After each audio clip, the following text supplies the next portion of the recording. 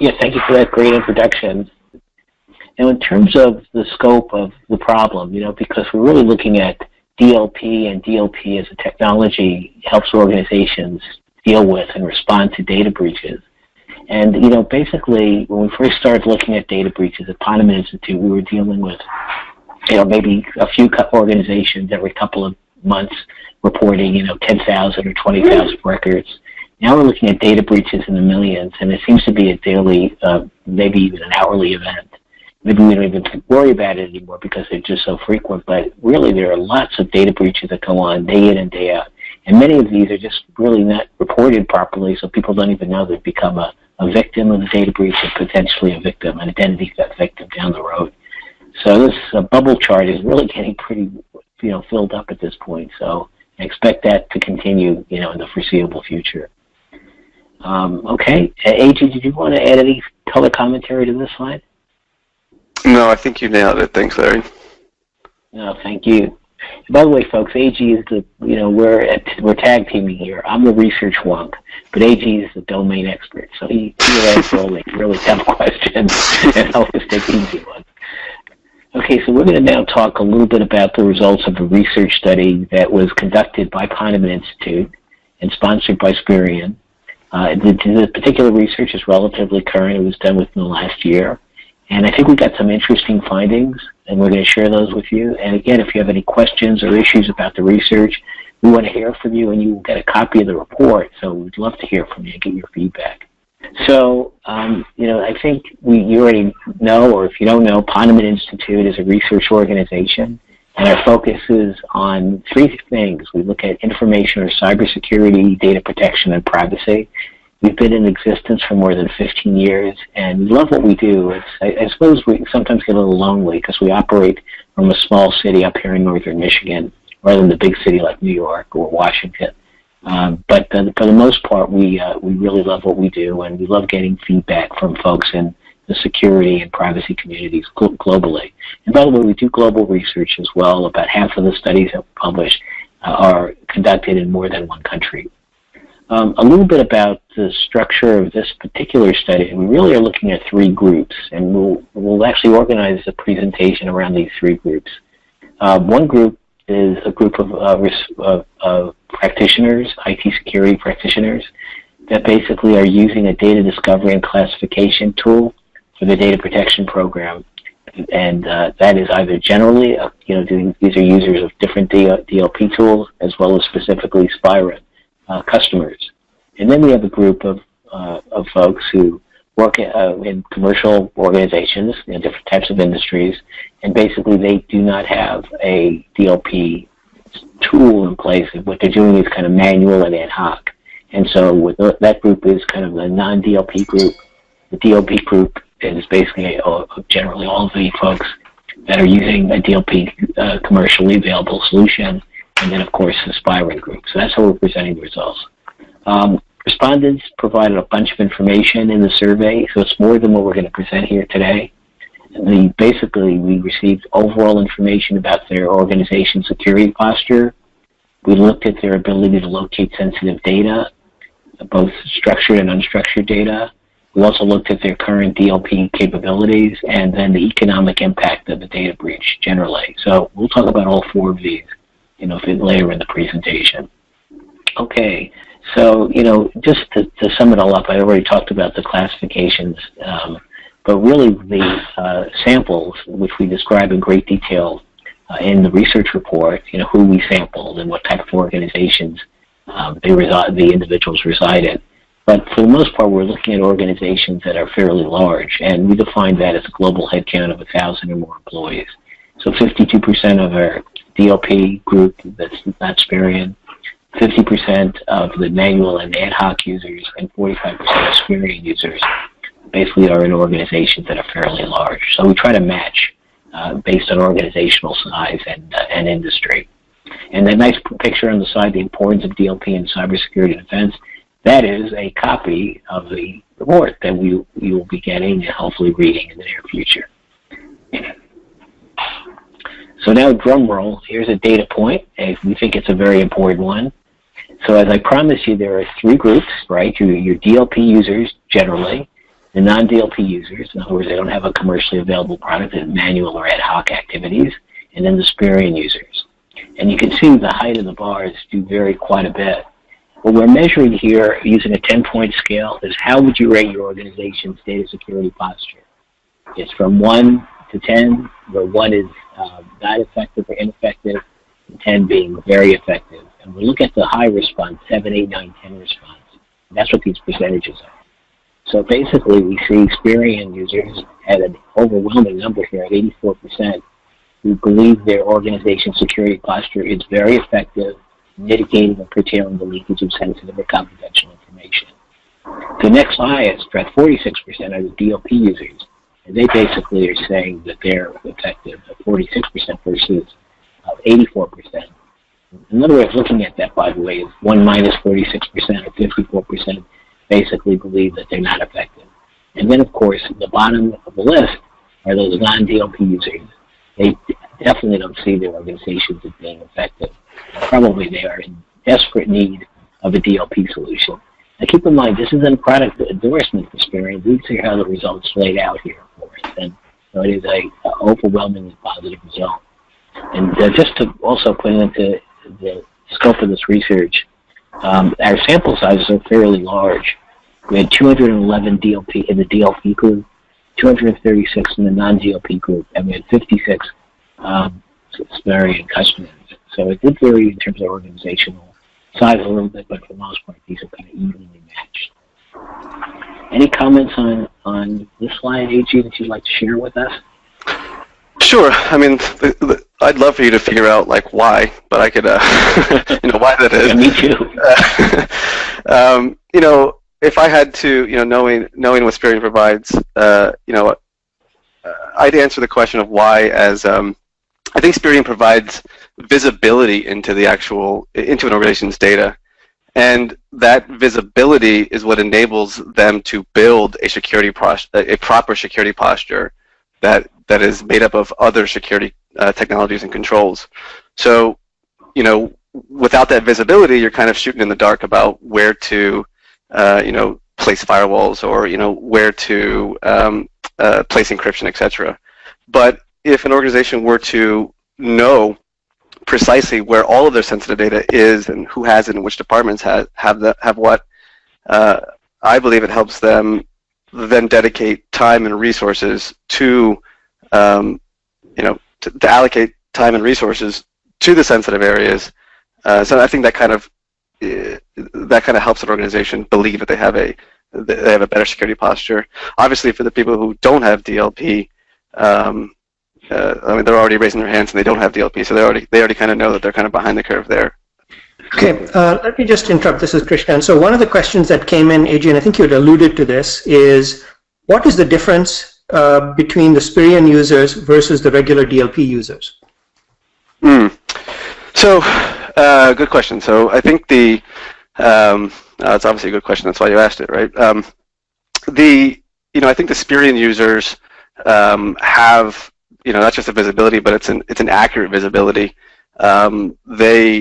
They're no longer, I think traditional DLP is kind of responding to events that this data has exfiltrated or this thing has been found, whereas Spirion is, yes, it does provide that, but it's also trying to take an inventory of everything in your environment. So I think the visibility, not just kind of it enables them to have a proactive approach rather than a reactive approach, I guess. Again, there's that building that security program, that security posture on top of that visibility. Good question. Okay, this graph kind of looks like the previous graph. In terms of pattern, it's almost exactly the same. But if we were actually looking at something else, we've asked respondents to rate their organization's ability to locate all sensitive or confidential data and data at rest. And we basically see that, again, using that 10-point scale, 7+ response, 89% of Spirion users say they are very effective at locating all sensitive or confidential data at rest. Compare that against non-DLP users. I feel sad for these folks here because that percentage is just so low. But only 17% of respondents who rely on manual and ad hoc solutions say they're confident in their company's ability to locate sensitive or confidential data at rest.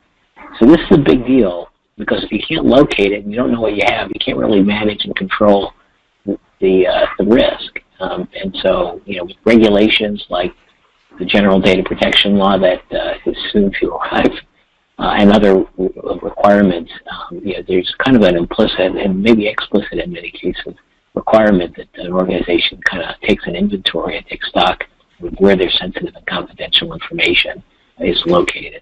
So we think this is an important result. AG, any comments on this one? I think thanks, Harry. I think again, I'd love for you to figure out why.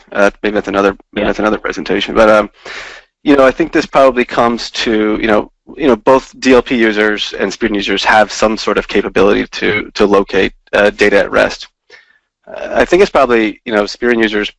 Again, I'm tooting my own horn here, that probably experiencing a higher rate of accuracy. So this is kind of like a garbage in, kind of garbage out theory, whereas the DLP users may have the ability to locate the capability to locate sensitive data at rest. I think they may not be so confident that they're good at it, because maybe they're experiencing false positives or worse, false negatives. So I think Spirion users typically put the product through a bake-off, and I think they kind of see that there's some sort of an accuracy thing there.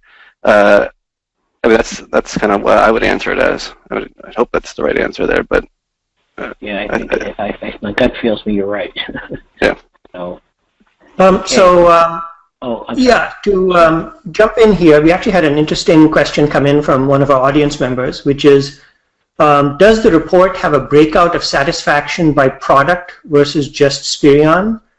And I guess there's a feedback on, are the others being averaged, or is there any other perspective on the metrics? Right, good question. The sample size, I was very pleased that it's a fairly large sample size, but when you start cutting it, by products, and there are lots of products in the marketplace, you don't necessarily have critical mass to do an analysis that's statistically viable. So in our sample, I'm sure if we kind of look at the world of products, we can basically look at the top 4 or 5 and see where they are relative, to the total. But right now we're just relying on the average. And of course, things net out, right? Because there might be some DLP solutions that are very popular and very successful, like Spirion. There might be others that are just not doing their job very well, and therefore they get a lower rating.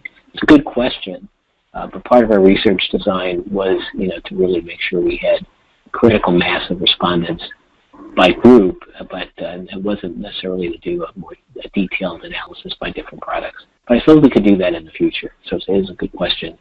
Any other questions? We can move on to our next slide then. These are good questions. Okay. So now we have a slightly different type of graph, finally, a graph that I can understand. There's really a lot going on here, so I need to explain. So what we're really trying to understand is what best describes the respondent organization's sensitive data loss prevention capabilities. And so we basically had 3 plus none of the above. So the ability to accurately locate sensitive data throughout the enterprise, that's really important. The ability to set automated policies or decision rules to classify, protect, and monitor sensitive data, obviously really important. Then the ability to control sensitive data management activities through one integrated console, and then finally, none of the above. And we're sticking to the same color scheme. The green is Spirion, the red is the non-DLP users, and the blue is the DLP user group. And once again, hats off to Spirion on all of these categories, except for the none of the above. It kind of works in the opposite direction. Spirion is having very, very good results. But there are still big differences when you look at just the general DLP user from the non-DLP user. I mean, even there it's a 2x difference in many cases. So clearly, what we're saying here is that DLP, these features are really important, and obviously it's important to choose the solution or tools that will get you there. You don't get these these capabilities going as well in your organization. I think, again, this is a little bit about accuracy, and I'm kind of tying the accuracy and the automated policies together here. It's not feasible to do anything automated if you're not accurate. It's kind of garbage in, garbage out theory.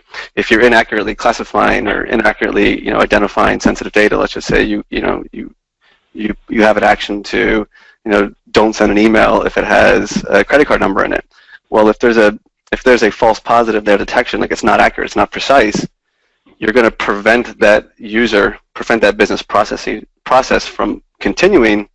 So therefore, you kind of have to, disable any sort of like automation though. So I think accuracy, outside of any technological capabilities, accuracy is key to automating business processes down the line. So I think you could have some automation capabilities built in, but those are, I would say, worthless unless you have some sort of assurance that you're accurately discovering the data with some sort of precision. Yeah, excellent point. I agree completely. So this is an interesting question. We wanted to know if respondents' organizations experienced one or more data breach incidents over the past 12 months. And if you kind of look at the pattern, it's interesting that Spirion matches almost directly to the DLP group, and the red bar, which is the non-DLP users, is lower. And in terms of margin of error, roughly this is about 5 percentage points, and so it suggests that there's a difference here. And non-DLP users say they are less likely to have experienced a data breach. When you first think about this, say, wait a second. These are folks that aren't able to do all of these great things, and now they're saying they're actually have a better experience and not getting they're not experiencing as many data breaches. And I think the reason for that, a little bit of conjecture on my part, but I think it's one very important reason, is the inability to know. And that organizations that don't have DLP probably are experiencing data breaches, but they don't have the tools, the ability to even know whether or not they've become a victim of one. So I think that's probably driving the result, at least in part. And to prove that point, if you look at that unsure response, it's huge, 25% for the non-DLP group versus 7% for Spirion and 9% for general other DLP users. Any insights or comments on this slide, AG? Yeah, when I first saw this data, I was like, wait, what Spirion users don't, what it says. So yes, I agree with your point about the unsure piece of it. They just don't have the visibility to know that data breaches are occurring. But what's interesting was that even if you do have DLP or Spirion, regardless, you're still going to experience a data breach. In other words, the data breaches are not going to stop. It's just more about, can you reduce the impact of that data breach? Given time and a goal, a hacker will always get the data they need to, or a business process will always happen. If that person needs to get their job done, they're going to get it done. They're going to circumvent some sort of control. So the leaks, the breaches, they're not going to stop. I think this slide's kind of important to think about. All right, so if they're not going to stop, what next? Can you minimize the impact that it's going to have? And I think that kind of goes through knowing where your data is at. Excellent point. And another finding, we don't have a graph for it, but we also try to determine for those organizations that said they had a data breach over the last 12 months, how large was it in terms of compromised records? And here there were differences. DLP users say they had, the non-DLP users say they had lost about 2,500 records on average. Spirion users said it was more like 1,300, a substantially lower number, and other DLP users said it was about 1,900. So again, it's about frequency of data breaches as much as the size of the data breach, but the size seems to vary by the three groups that we're measuring here. So it is interesting with respect to that additional variable. Okay, any questions? Okay, there's a lot going on in this graph, and you need glasses to kind of read it closely. But if they had a data breach, what happened to the organization? In other words, what's the consequence? And it doesn't add up to 100%. It's more than that because we ask people to provide, if they like, more than one choice.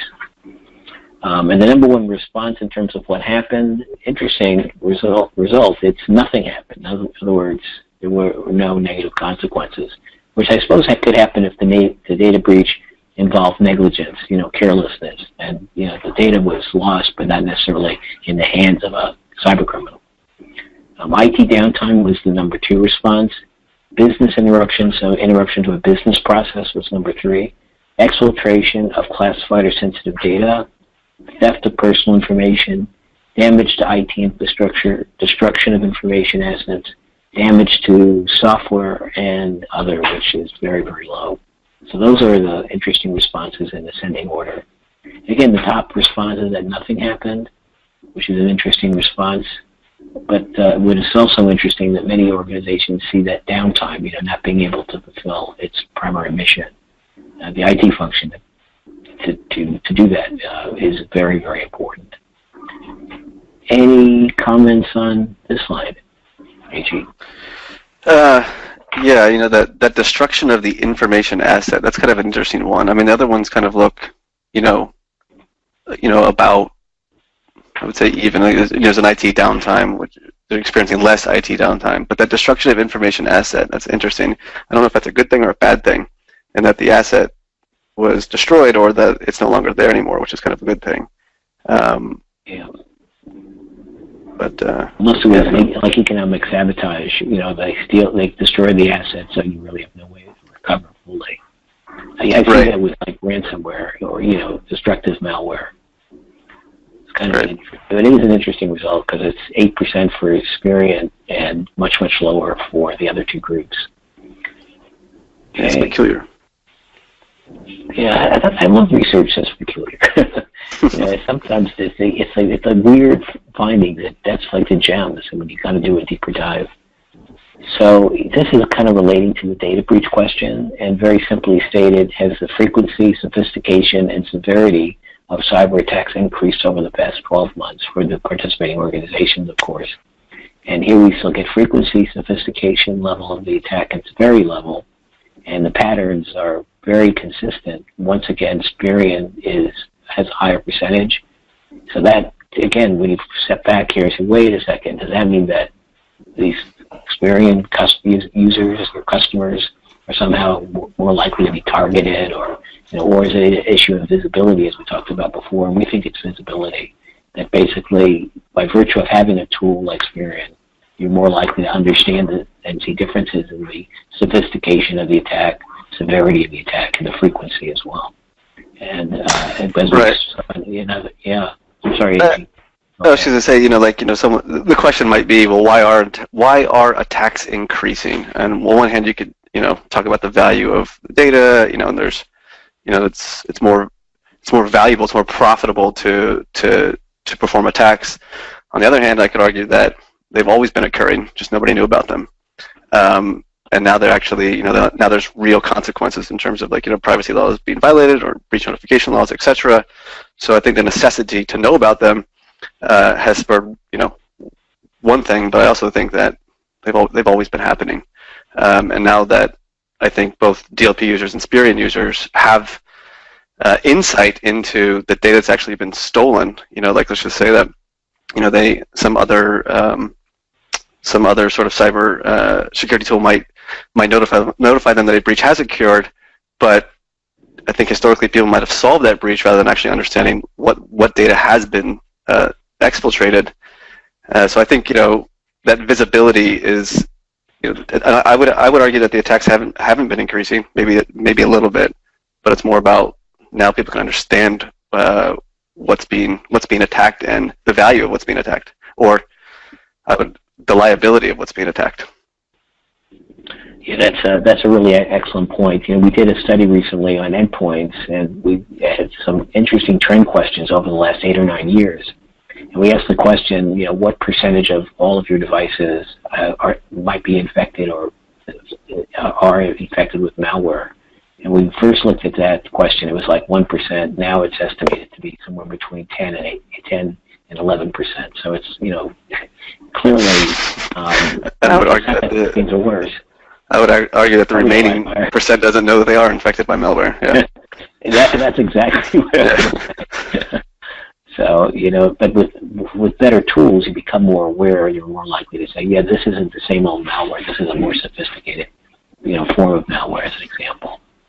Right. Okay, let's go to our next slide. Yeah, if I can just interrupt for a minute, there's actually a couple of interesting questions that come in. And AG, I think this one is probably targeted, best answered by you. Question is, how can you classify data with Spirion? How can you classify data stream? Good question. So, first let me just talk about what classification is. I think there's kind of a market misunderstanding about what classification is. I think some people confuse the discovery of information with classification. Now, of course, Spirion does both discovery and classification, so I have to kind of explain both. So the discovery piece of it would be to identifying that there are sensitive pieces of information. I'll use a very simple example. Discovery would be finding that a document has credit card numbers, PII, PHI, what have you, that exists in that document. What you do with that information is kind of the classification piece of it. So classification is saying that this document is now confidential because it has PHI. So there's a little bit of some automated workflow.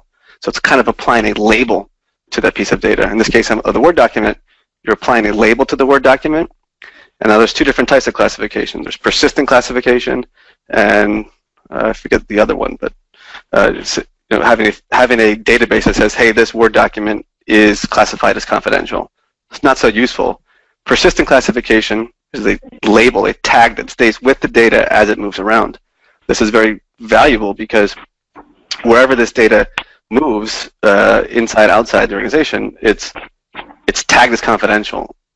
The business rules or users can see that it's tagged as confidential and then perform the right action with it. Most users are good corporate citizens. They want to do the right thing, but they often don't know what's inside the document. So they might, if they see a big red banner that says this is confidential, they are more likely to make the right decision with that data. So how does Spirion classify data? Well, it's through the discovery piece, applying some sort of automated workflows, like, okay, this has PHI into it, it is classified this. We could do a whole nother webinar on data classification, by the way. That tag is embedded in that document. It's embedded within the file system as well. I can go into more details later, but that's essentially, in a nutshell, how the classification works. Okay, great. Thanks for that clarification. There's one other question that came in, and I guess this is a comment, and it would be good to provide a response or a different perspective. And the comment is, the destruction of the information asset may have been destruction of media, such as flash drives or hard drives. Oh, interesting. Interesting. Yeah, I guess that would be an impact or a cost there. Yeah, Larry, what do you think there? I mean.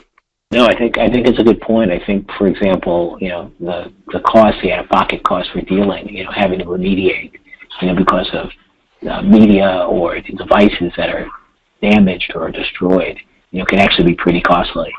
We've seen in our cost of data breach, for example, we actually attempt to measure, some of those issues. Okay, great. Thanks for that comment. Thank you.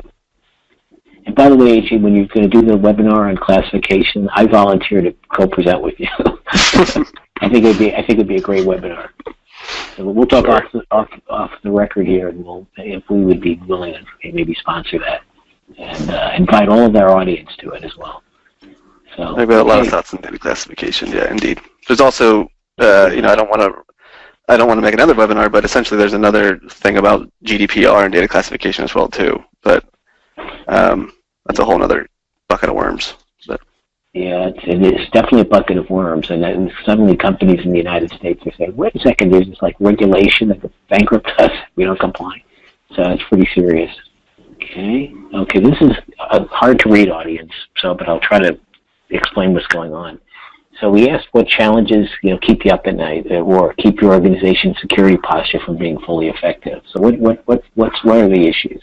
And we had these 9 choices, and like a golf score, a low choice means it's more challenging, and a high score means it's less challenging, or less challenging, or a 9 is least challenging.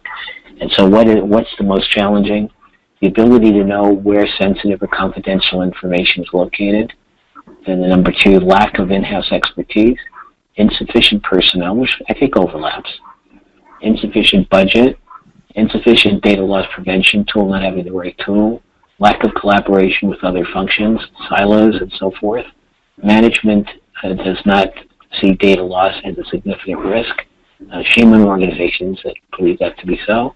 Data security is not regarded as a priority issue, and then lack of clear leadership. So leadership seems to be less important than your inability to know where your sensitive data is located.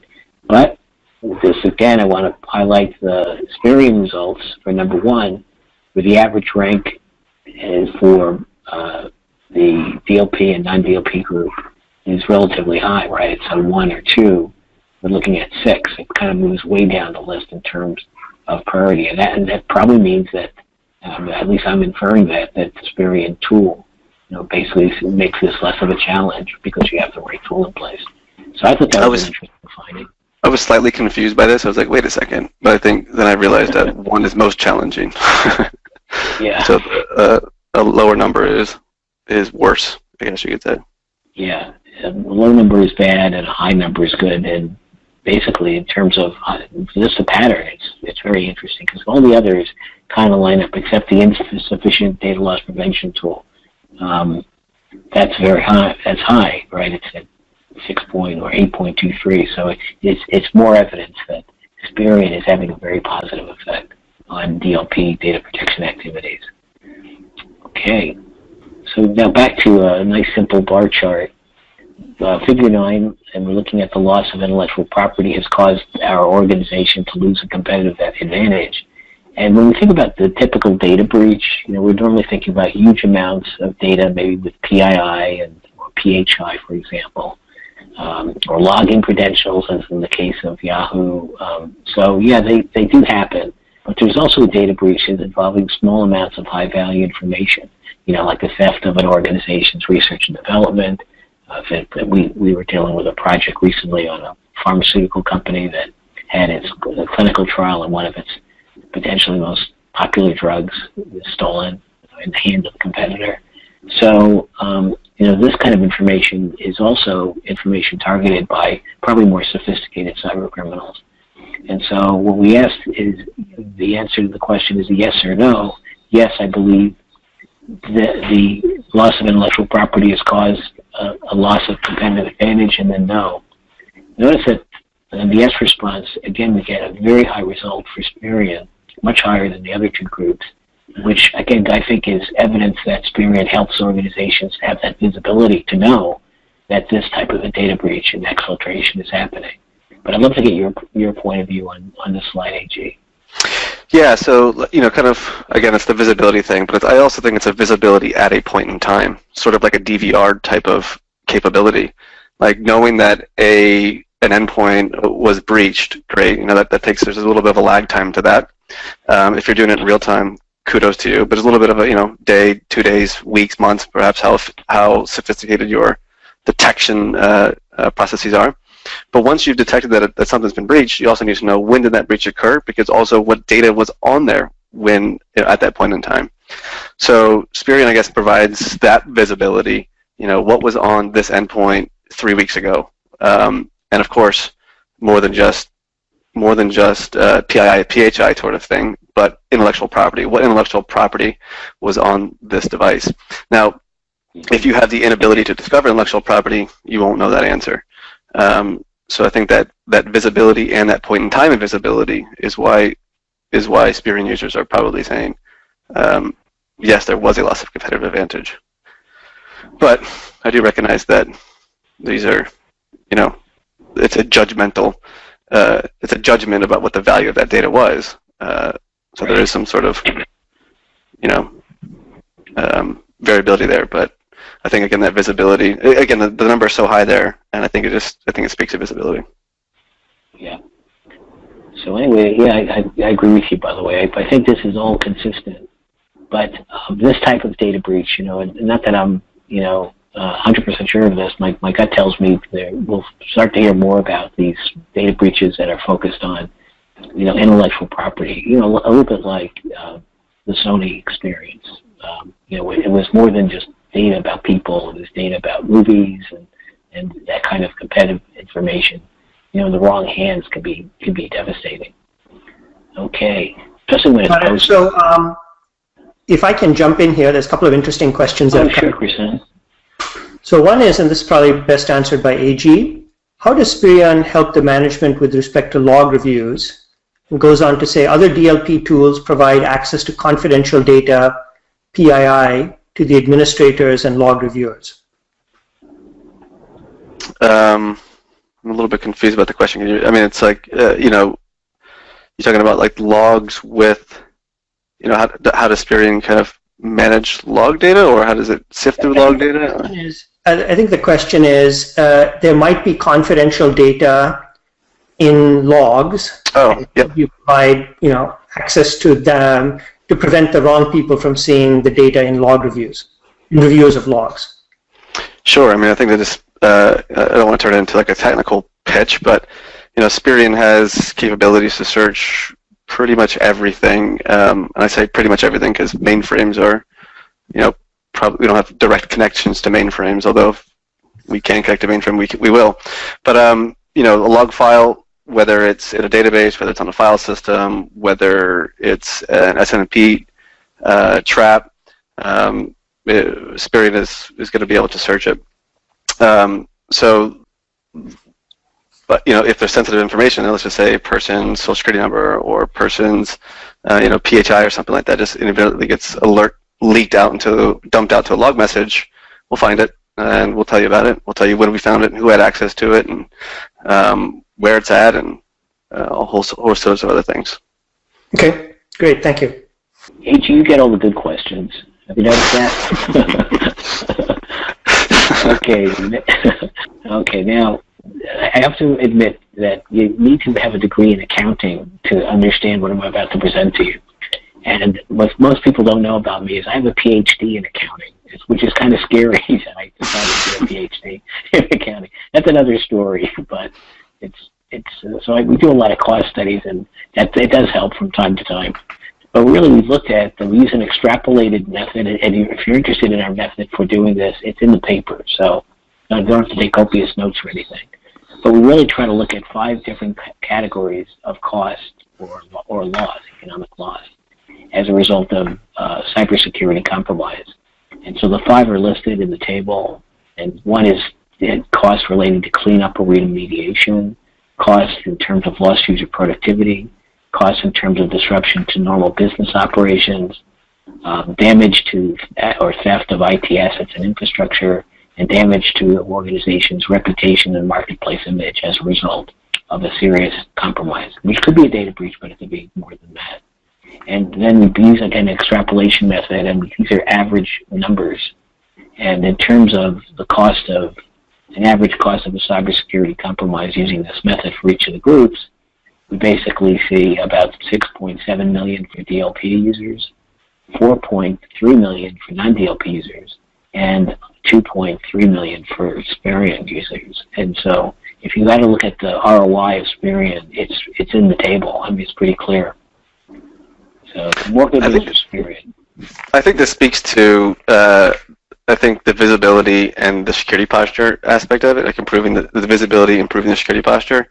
You know, knowing if you knew that there was a big treasure trove of sensitive data lying out on your NAS, you're most likely going to enact some sort of a project to remediate that or clean that up, i.e. shrink the footprint. You know, data that, if you knew data was somewhere it wasn't supposed to be, you're most likely going to remove it and therefore minimize the impact. Remember we talked about before about you're going to get breached, it's just a matter, of how big the impact's going to be. I think this speaks to minimizing that impact. Yeah, agreed completely. I was thinking the same thing. Question I wonder if there's some sort of like insurance type of stuff that you could do on that, cybersecurity. Yeah, you get a reduction in premium if you're basically using the right tool. That's very cool. Very good. So it looks like there's a couple of questions that have come in, and this is a great segue for the Q&A session. So the first question has come in is, there's an inability to know where sensitive or confidential data or confidential information is located. finding structured PII, PCI data is relatively easier than finding unstructured data. For example, information in social media, graphics files, et cetera, et cetera. How do you think the industry is dealing with this? How do I think the industry is dealing with, how me frame the question? There's identifiable information in unstructured data, which typically is hard to index, would be my interpretation of the question.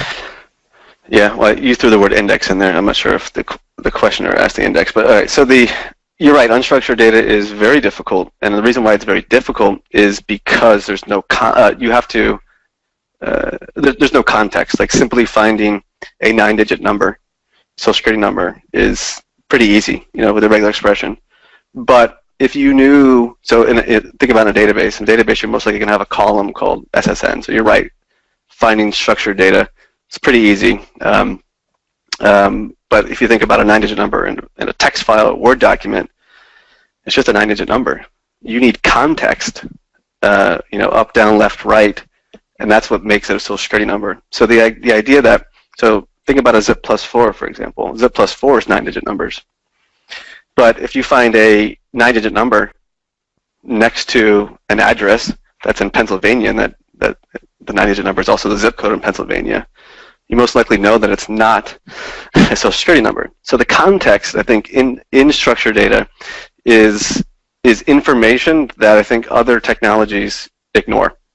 And so we actually use that context. So that's how we deal with it. We look up, down, left, right. We do a whole bunch of validation checks to ensure that that really is a valid social security number or a valid credit card number. Anybody can do a LUN check, but that's kind of our secret sauce there about using that context to understand what that match really is. The context can also come in form of what machine it is, what department it is, who the user is, time, last access time.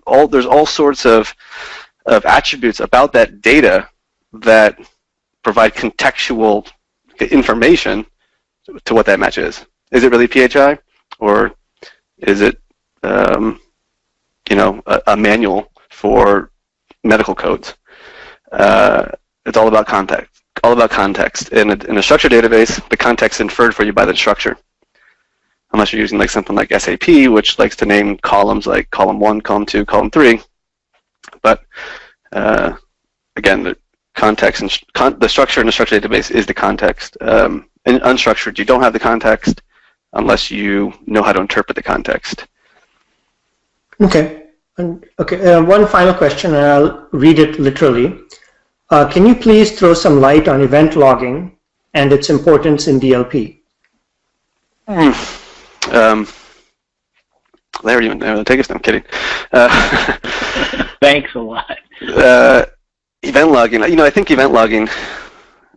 I'll get on a soapbox for a second. Event logging is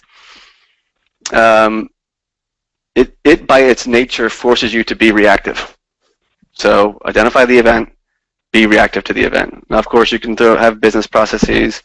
You can have any one of the big security consulting firms come in and help you build a process for how to respond to an event. But keep in mind that you're responding, you're reacting to something.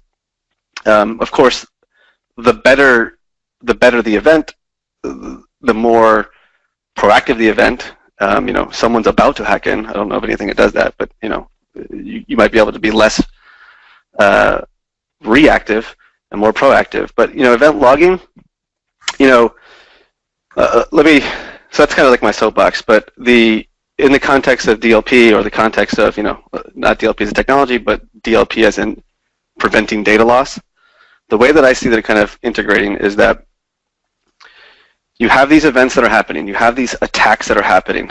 Your security tools are going to be feeding that into a SIEM, Splunk, QRadar, what have you. And remember what I said about context? Knowing what's on that machine, knowing that this machine is sensitive by nature, that it has lots of sensitive records inside of it, that is what that context infers to how you respond to that event. I don't need to respond to a fax machine getting hacked, at least maybe not immediately, as your NAS having some sort of authorized access to it, where to some sort of, a whole host of records. So I talked about context earlier I talked about context in discovery, but there's also context in how you build your security posture around it. I need to respond to the things that have the highest risk first before anything else. Hopefully that answered the question. But okay, great, thank you. Larry, here's one for you. And the question is, what is the difference between, quote, lost productivity to users and, quote, disruption to normal operations? Yeah, so basically, if you read the paper, we provide kind of a little bit more color commentary around that. But they are definitely overlapping concepts. So for example, let me just bring up my documents here. Sorry about the shuffling of the paper. I'm the manual ad hoc guy, I suppose. But if you kind of think about these as mutually exclusive, and that's when we actually collect data, and then we basically determine overlap, because nothing is mutually exclusive in the world of accounting. There's always an overlapping effect. But clearly the issue around disruption to business versus that would be all users, not just the IT organization. Whereas the IT, the impact on the IT organization is disruption specifically around IT. So you could have disruption as a result of a data leak that could affect marketing and sales and all sorts of functions that are just not related at all to IT, and there are cost consequences there that can be pretty substantial. We kind of try to address that in our cost of data breach and cost of cybercrime studies, and try to deal with that overlapping issue that you could have a cost that actually pertains to two or more categories. If you're interested, whoever asked that question, it is a great question. And one more detail, just give us a call, because we're very lonely up here in northern Michigan. And we would obviously love to talk with you in greater detail about it. Okay, great. Thanks for that additional perspective on the overlap between categories. At this point, I think we're pretty much gone through all the questions that we received. So I just wanted to conclude by thanking all of our participants on behalf of the LinkedIn Information Security community for attending the webinar that was brought to you by Spirion and the Ponemon Institute. As we discussed at the beginning, we'll follow up with a copy of the presentation and the report. And at this point, I think our webinar is concluded, and I wanted to thank all of our presenters. Thank you, and have a good day. Thank you. Thanks.